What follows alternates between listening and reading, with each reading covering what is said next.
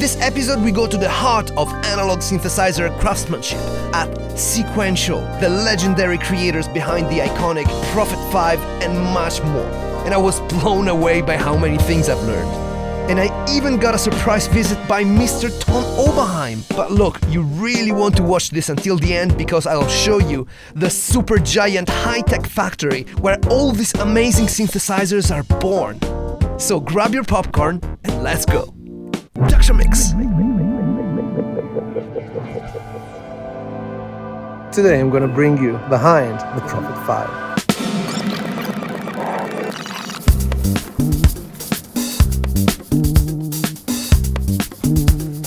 Thank you.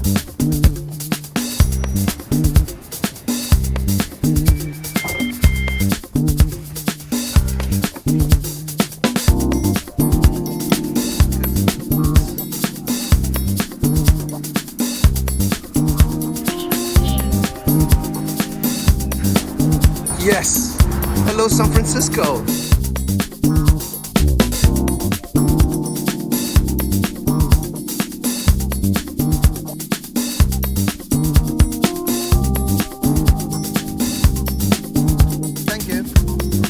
San Francisco.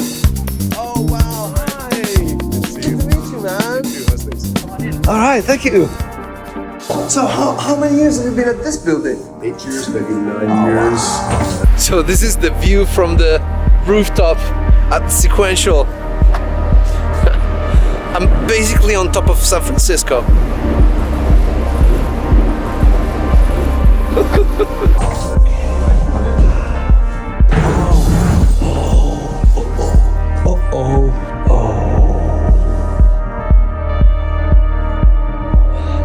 This is so beautiful. Amazing. This place is amazing. So this time around, a lot of bands come through town. They'll stop in to check out Sequential, look in here, play synths for a bit, try out models they haven't had a chance to get their hands on yet. Nice. Production Mix. Nice. What do I see there? Hi. Hello. Welcome. Claudio, nice to meet you, man. Gus, yeah, great to meet you. Yeah, this is where we do all the repairs. Oh, you repair here? Yeah, we do. We repair everything from the kind of DSI era on, Polyvolver, Evolver line, all the way to the recent stuff, Trigon 6, OBX8, all that good stuff. So what's your patient right now? Yeah, we've got old and new here. This is a Polyvolver keyboard that currently is only a 3-voice. So I've been just kind of tracing back in the signal. Let's see if I can see something on the scope. That's just one voice there. Getting the analog signal, but the PK also has a digital voice, and for some reason it's gone out. So just tracing things back, trying to get it back to life for this customer over in Europe. And in Europe? Yeah, these ones are a little trickier to service. You know, they're coming up on with the micro components, of course. Yeah, it's a bit harder. Yeah, and you can see, this is just the voice board. If you take something newer, like this is a TIG-5 prototype, you can see the size difference. Oh, and this is 5 voices, and that's 4, so it's. Oh wow, that's nuts. Yeah. So you can still do soldering by hand on this one? You can, yeah. On this one, it kind of cool. It had a failed processor. Well, that's not cool, but yeah, you can, if you get a microscope going and hot air tools and everything, you can, you can replace, let's see, this is the part I just took off. Oh wow, look at that. 100-pin package. Yeah, this board is kind of cool, actually. This is what is used in the P6, OB6, and the Trigon 6. So it's sort of like a universal platform for all those, and then we just, the voice is on the main card. So right here is the filter and the oscillator and all that good stuff. Kind of modular, pretty satisfying. You can't mix and match, but yeah, it's pretty neat. So is that deep enough for you or what? Yeah, you ready to get to work? Oh yeah, for sure. One of the first jobs that I had while I was going to school was to repair Commodore 64s. I never talked about this actually. For just maybe a week, I was repairing Commodore 64s and run all the tests. Of course, the chips were a lot bigger than this, but I still had to solder them and. Okay, amazing. So I'm a big nerd too. Quick question, square wave or sawtooth? Sawtooth. All the way. Or both. Oh yeah, you want to see here? Yes, please, let's do that. There's your 2130. How close do you want to go? You're quite close, yeah. This is like the audio dentistry. Yeah. Wow! Inside look at Dr. Mix. Next, there is a lot of stuff like this and that.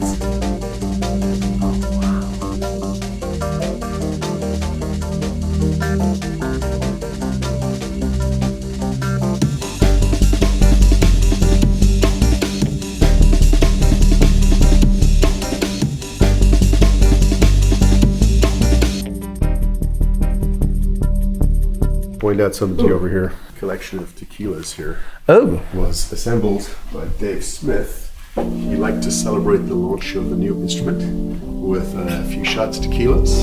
Dr. Mix.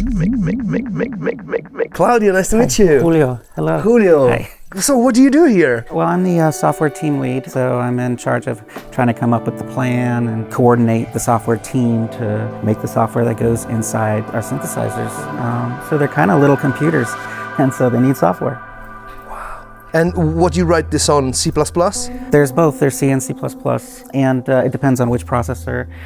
So like right here, for example, we've got a Prophet 10. So basically, the program is to Control all of this. all of this. Yeah. Mhm. From this voice assignment Yes. to presets and everything, right? Yes, and so I'm hooked up to my laptop through this guy here, and so I can talk right directly to it.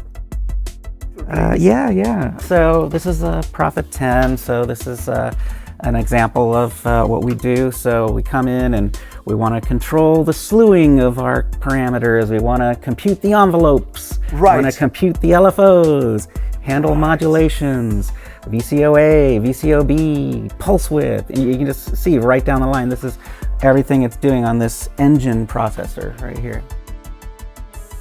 It's sequential. I probably wrote most of the code for the Prophet 5, but the new code, that is. Yeah. But Dave, he loved being in this, so he wrote a lot of this. Oh, yeah? Yeah. He liked to be in the engine and the sound, yeah. As software engineers, we often have these precise timers, but Dave just liked to raise a timing pin. So basically he'd have a little analog signal come out. You see it on the oscilloscope. Yeah. And then you can just, on the oscilloscope, time how long this control slew took, for example. And so he would just, he would be timing it in analog, which is unusual for software engineers. Usually you have these precise clocks, and this is how many clocks went by. And but it's a great trick. It's really fast. He always recommended it, and we all started doing it. Wow. I thought of it as getting my PhD, because I have a master's, but I mean, the way I figure it's a PhD is like, you go to the best person in the field, and they teach you it, and then you do a thesis, and my thesis was things like this. And Dave's the best in the field, I thought. What a privilege, huh? Yeah. Like, to be working on this historical pieces. Like, you guys are making them contemporary. Yeah. It's like you got that legacy. Yeah. I mean, do you feel like the pressure of having to like raise up to the challenge of this great historical instrument? Oh yeah. I mean, I'm honored to be here. I am honored to be here today. Thank you so much. My pleasure, yeah. Thank you. Oh, you're so cool. Is that him? Hold on a second. Is that Tom Oberheim? Oh man! He just walked in like that.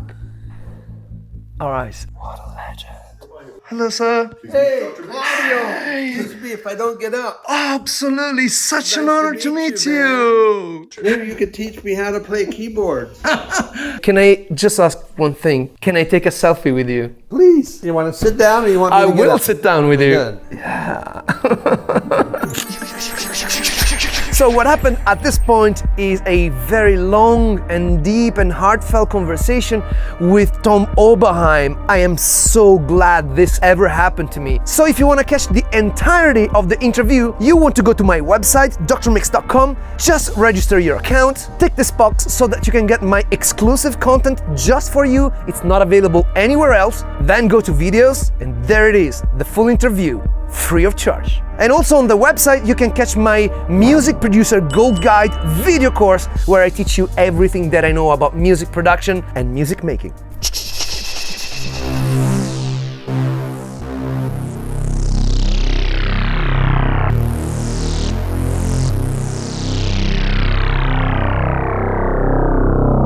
Isn't that sick to the bone?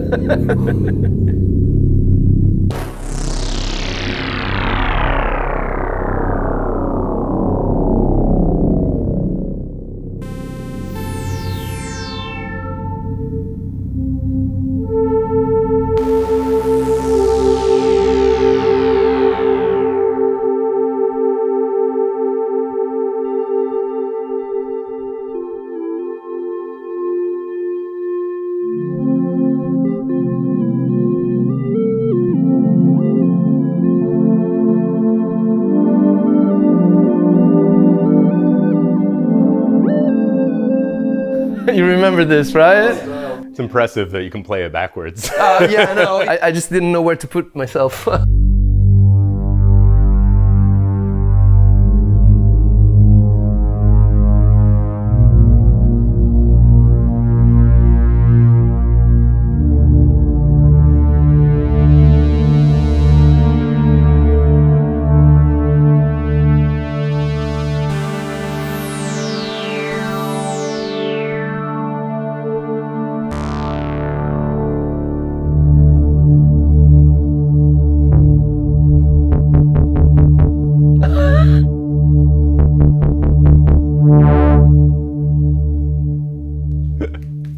So many toys.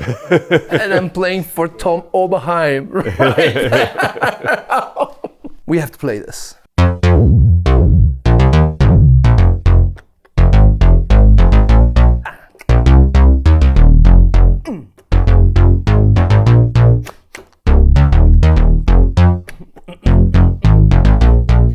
You know when an instrument is good, it pulls music out of you.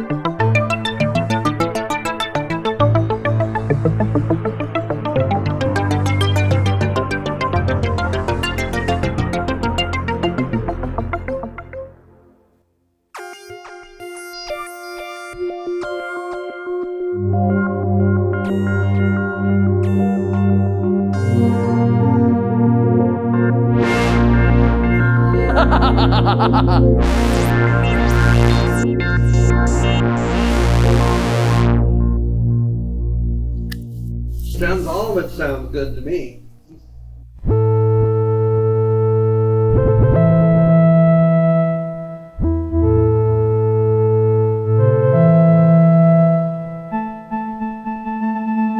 Does anyone remember this, or just me?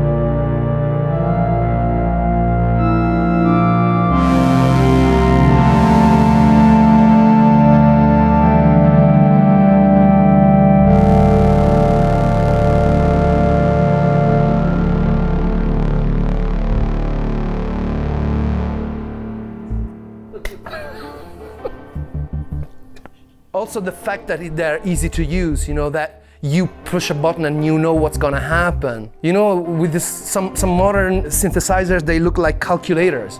You need a PhD. How do you even go about it?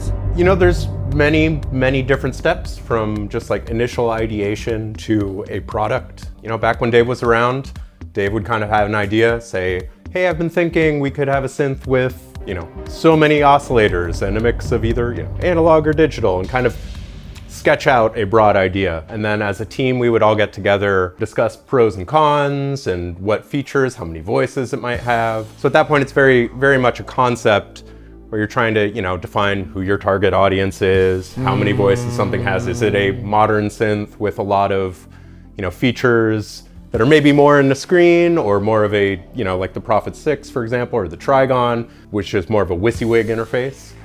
So there are pros and cons to each. In terms of kind of layout, you have to decide what the best controls to have on the front panel, the things that people are going to want to reach for. When you touch something, you know that something is going to happen. Yeah.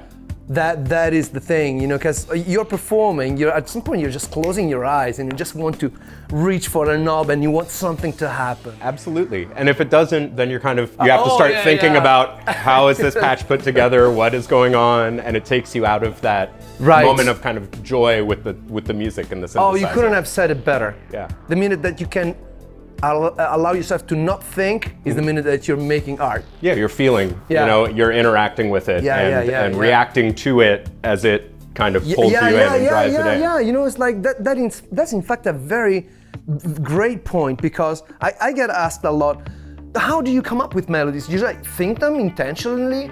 And the answer is no. It's just that I'm listening to the instrument and the instrument suggests something. It's like there is a fan of music inside my head that says, oh, play this next, and I just execute that. Yeah, so, and you got there. I mean, you just walked up to everyone and played, you know, different vibes, different things. Just on that first note, you're like, oh, this is the idea that comes out from that sound. Precisely. Very immediate. And then, you know, further from deciding, you know, what all the front panel controls are, when you start laying out an instrument, you know, there's actually a rhythm to the physical layout. So where knobs are set, how far apart they are. You know, some synths, you're gonna have a big chunk of knobs and they're all perfectly aligned and they control different sections. Yeah, I start seeing what you mean now. This is like almost like a pyramid, isn't it? Yeah, in some ways, in this specific arrangement, but it's, you know, sometimes it's about the horizontal alignment, sometimes it's about the vertical alignment. Sometimes it's about what features you want to get in what room you have, but also the spacing between sections. You know, I've heard some criticism online and that, you know, oh, people are like, I can't handle it's not exactly on grid. Online criticism, it's fine. If you're not getting criticism, then it means that you're not doing it right. I mean, people have to do it. And it's also, you know, part of the fun. There's a very different kind of mindset for sound design versus performance and playing. And you try to accommodate best for both use cases, but they are very different spaces, because when you're doing sound design, you maybe want to get very microscopic. Granular. And then, granular. But really, you know, fun. We want people to enjoy the instruments and not feel like they're battling them.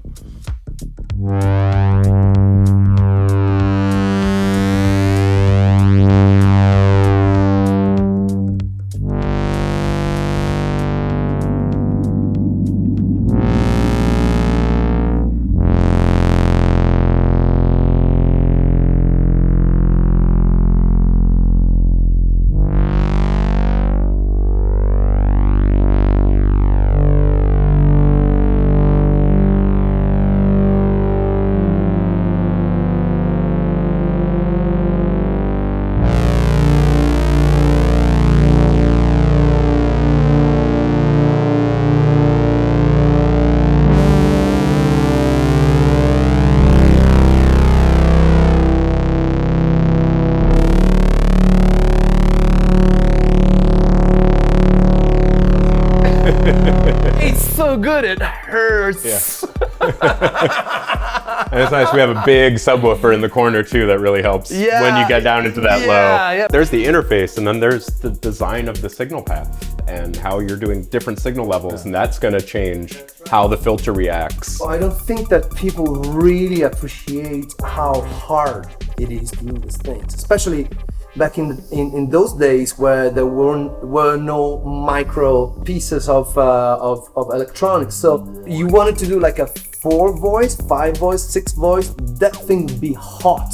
And it would require a lot of energy. I mean, multiple boards and a big yeah. thing. It's not possible to do it with Right. all technology. Exactly. It can't be done. It sounds like you're gonna go see where they're getting made here soon. Apparently, I'm getting so lucky, so I'm gonna get to see where you guys make this beautiful instrument. Next up. Next up. Production mix. I'll tell you the 2 words I remember. Yeah. Ciao and mangiamo. It's very appropriate. Beautiful lunch with Mr. Tom Oberheim.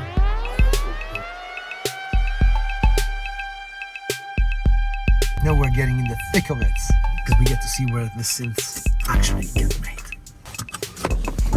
Just sit right in there. All right. All right, let's go in.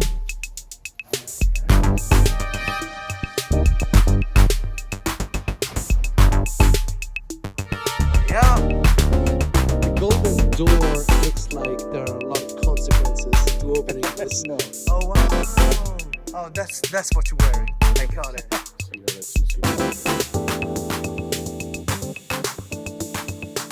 Now I'm Dr. Max. Right.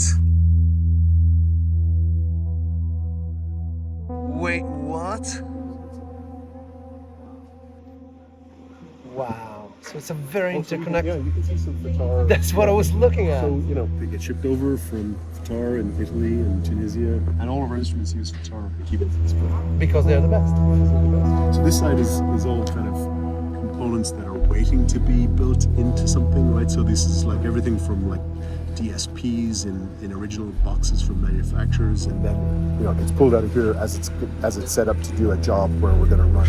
Let's make 50, we take 5 from whatever it might be. It's pulled out originally. Down here, these machines that look like little horses, those are the ones that have the reels of individual components. So, reels of resistors that all have the same value, for example, reels of processors that are going to go to a board. And you'll see when we get down into those get fed into these SMT machines, which is how all the components get placed onto the bare PCBs and turned into what people would call a circuit board assembly. This is You crazy. work your way over, it gets, basically goes more towards completion as you get over. All You right. can see people doing assembly when we get over that side. From components to Yeah. finished So it's product, more or basically. less. Those tiny little components that you saw on Yeah. the boards earlier, they come on reels like this. So these are like reels of individual surface mount components right there. Like a magazine into these cartridges. So I place them on boards, which is all done robotically. Can take a single component, drop it exactly where it needs to be, and you might be able to see that happening here. This is all the different components needed in a Prophet 5. It's called pick and place because it basically grabs one off the reel and it drops it exactly where it needs to go on the board. And you can see how quickly it does it. It's faster than the eye can catch, right? Look at that. Man, this thing can punch you in the face dead. So this is a board with nothing placed on it yet. It's getting ready to go in. So it's what's called a bare board, right? It's the PCB, and it's got all of the connectors, and it's got all of the traces that connect the components together. This one, as you can see, it does bigger components. These are integrated circuits rather than those tiny surface mount components. Chip shooter. Chip shooter. And so it's going into the oven so we can have fresh, baked Prophet 5. And this is These are the boards that have come up. this is a Prophet 5. It looks like one of those commercial bread toasters from hotels. Oh yeah, baby. So you might notice that there's still a few gaps, right? There's a few things that have not been placed on the board yet. That's because those are things that can't be automatically placed by these chip shooting machines. Ooh, let's check the Prophet 5 pedal boards. These machines are big.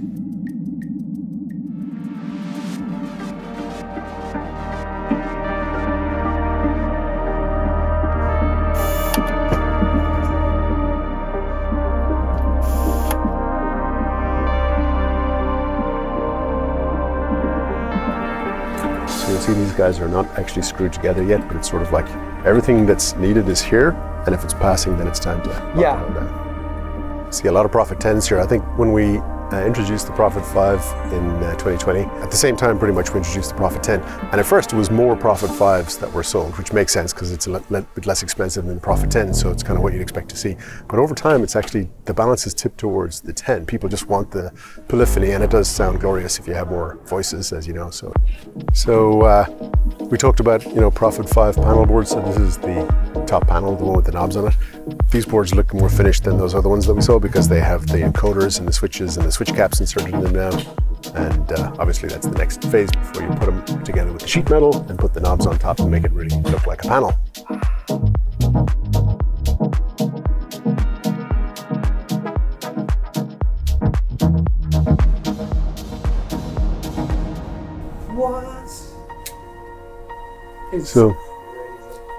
So this is like a final audio test where we're just making sure everything about this synth works the way it should, sounds the way it should, and that all of the knobs and switches are operating the way they should.